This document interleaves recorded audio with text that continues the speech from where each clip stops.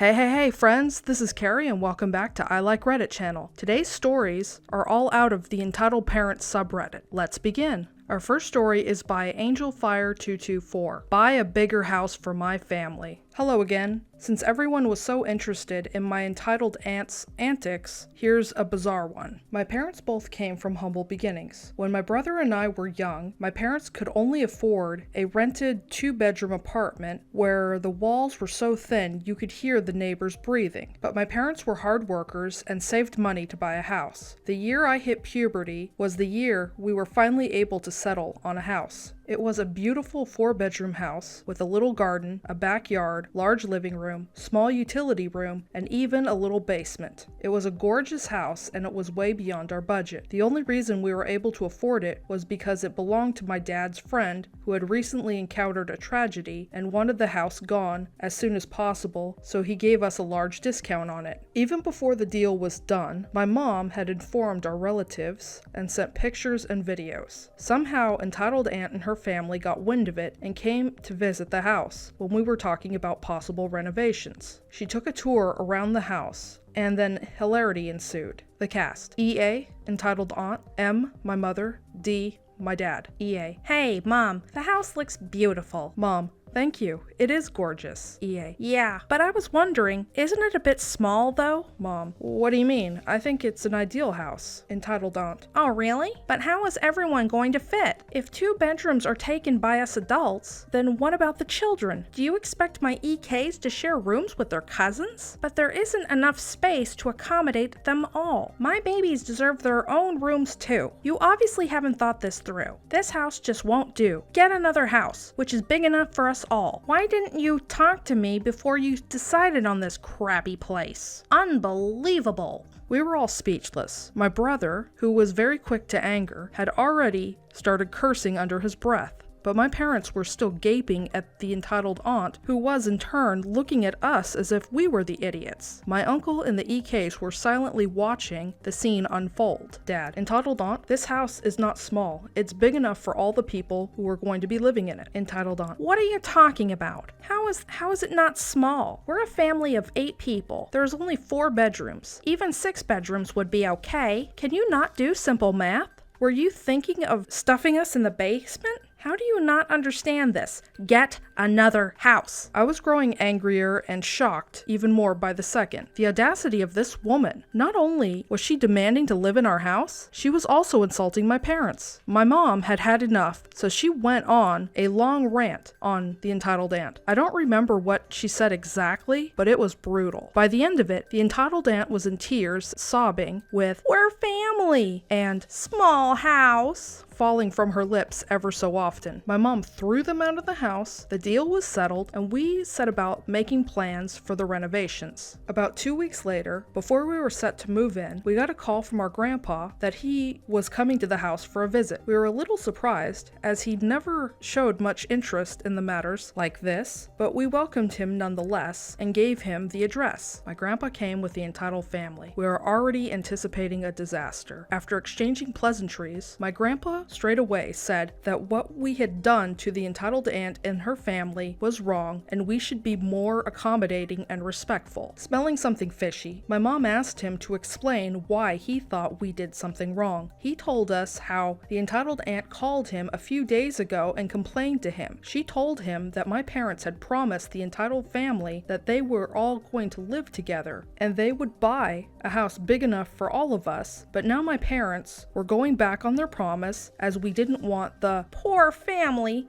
living with them. My parents had had enough of the entitled aunt's BS and quickly set my grandpa straight. They told him that no such promise was ever made. The only assumption of entitlement was on the entitled aunt's part. After a lot of shouting and arguing, my dad said, "Fine, entitled aunt, you could live with us. We will even buy a bigger house that will allow you to select, but you have to pay half the cost of the house." Entitled aunt: What? Why should we pay for your house? Dad: So if it's our house, then why the hell are you demanding to live in it and dictating how the house should be? You have no right to be demanding anything. You are not staying in our house if you don't pay for anything. The entitled aunt offered to pay for the electricity, water, and the utility bills, but no one had an ounce of trust in her, so she was firmly turned down. My dad told my grandpa not to get involved in the matter, which he was more than happy to not do, as he had only visited in the first place because the entitled aunt wouldn't stop hounding him about it. So the entitled aunt and her family were thwarted in their plans to get a free house, but boy did they complain about it. Every chance she got, she would complain and moan about how we, the hateful people who didn't appreciate our family because they were poor. Dang, that woman's crazy. Too long didn't read. Parents bought a new house, an entitled aunt demanded a bigger house in order for it to accommodate her family. On to our next story. Our next story is posted by Random Glitch. Entitled mom tried to force me to spend $50 on her kid. So after reading a couple of these, I decided to post my own story. It may not be as juicy and as intense as some of the other ones on this sub, but anyway, excuse me if I'm paraphrasing some things. I was at Walmart just looking to buy some small items. Real quick, upcoming event, plates, napkins, that sort of thing. I got to the checkout when I noticed a lady behind me. I didn't say anything because I can clearly see her digging through her purse with her left hand. I ignore it and keep waiting until it's my turn. EM. Excuse me. Me. Unsure who she's talking to, so I ignore it. EM. Ahem. Excuse me. Me. Turns my head around. May I help you? EM. Can I go in front of you? I only have 2 items. I checked, and sure enough, she only had 2 items. Me. Sure, I guess. The lady casually walks past me as I awkwardly attempt to give her space. I'm minding my own business, spacing out, when I notice I'm almost up to the front of the line. Cashier. That'll be X amount of dollars. EM. Viciously digging around her purse. I only have this much. Hands over a couple of dollars short by the looks of it. Cashier. I'm sorry, ma'am, but that isn't enough for your items. EM. Oh no, I promised my son I'd get him this toy. Now, I don't know if anyone else would do this, but as soon as she said that, I instantly spoke up. Me. I can pay the rest. EM. Really? You don't have to. Yes, she actually said it like that. Me. No worries, I'm sure your kid deserves it. EM. Looking down at her items. Can I swap this toy for another one? Me. Sure. EM bolts off to the other side of the store. I begin putting my stuff on the conveyor belt. I finish up and pay, which is exactly when EM returns. She puts the new toy on the conveyor belt, along with one other item. The cashier begins scanning, and I patiently wait at the end. Cashier. That will be insert stupidly high price for 2 items. Me. Wait, what cost that much? Cashier. Well, you see, sir, the toy cost $50 and the other item cost $5. Me. The toy cost $50? Gazing at the EM. EM. You said you'd pay for it. Me. I meant if it was a few dollars, not 50. EM. You promised. First of all, no I didn't. Secondly, who tries to ask a stranger for help and then proceeds to get something expensive? Me. I don't have that much cash on me. EM. You said you would pay for me. Me. If it was reasonably priced. EM. Are you paying or not? Me. No, I'm not if it's that expensive. EM proceeds to shout multiple profanities, which I refrain from listing. After I tune her out, she huffs and leaves the store without her stuff. I leave about 2 minutes after, just to be safe. The nerve of some people. Edit. I've noticed how many of you have said that I shouldn't have offered to pay. The only reason I offered to pay was because it was the cousin of one of my friends who I had met at a get-together. I've never spoken to her. Either way, be careful out there. This woman sounds like an all-out choosing beggar. Was kind of wondering what her plan B was if nobody offered to pay for her items. Anyway, on to our next story.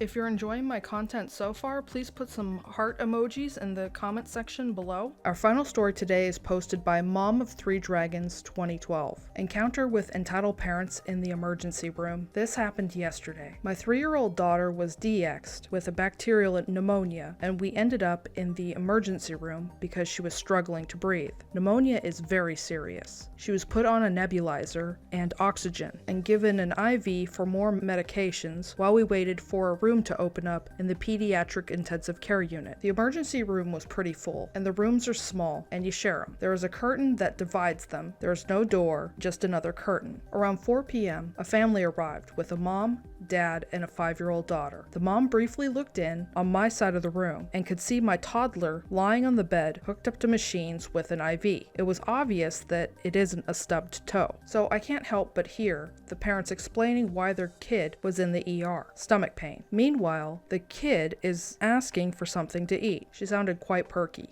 Her parents insist she has a kidney infection. Whatever, I don't know her history and I'm not interested. So my daughter is given a steroid through her nebulizer to help open up her airways. Her oxygen, which they wanted 90 or above, kept dipping down into the low 80s, making an alarm sound. The nebulizer makes some noise, and the side effect is hyperactivity, so my extremely sick kid was medically wired as heck. Within 30 minutes of arriving, the entitled parents call for the nurse and ask the parents for a private room because their daughter needs rest or somewhere quiet. Meanwhile, their daughter is blasting Ryan's toy review from her tablet and loudly demanding chocolate chip cookies and milk. The nurse explained that there's no private rooms in the emergency room. My daughter then starts having a coughing fit, which is scary as her oxygen drops off and she chokes until she vomits. I had 2 nurses in trying to help by suctioning her and patting her on the back. I'm trying to help her. My daughter is turning blue, and I hear the entitled mother ask the nurse, "How long do they expect me to listen to that?" After my daughter was wiped out, was crying a little, the entitled mom rang for the nurse again and asked again for someplace quiet that her little girl can rest. Her daughter was making a lot of noise playing with something.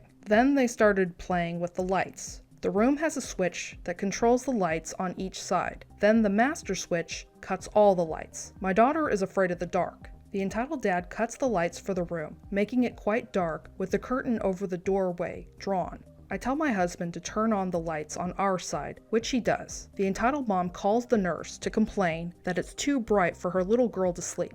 It's 5 p.m. The nurse explained that they are welcome to shut off the lights on their side, but they have to leave our side alone.